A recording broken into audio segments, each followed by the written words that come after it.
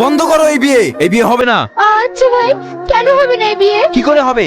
কথা মাপে 1 টাকা তো আমার হাতে আসেনি।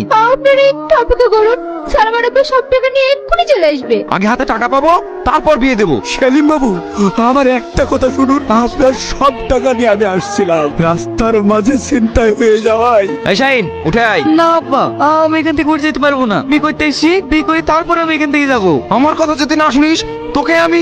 না সেলিম বাবু, এমনটা আপনি করবেন না। আমি কথা দিচ্ছি, 1 মাসের মধ্যে আপনার সমস্ত টাকা আমি পরিশোধ করে দেব। ঠিক আছে ম্যানেজার, ওদের বিয়ে দিয়ে নিয়ে এসো, আমি চলে গেলাম। সালমার বিয়ে হওয়া 1 মাস হয়ে গেল, সামনে তো কুরবানি, ওদেরকে নিমন্ত্রণ করে আসো।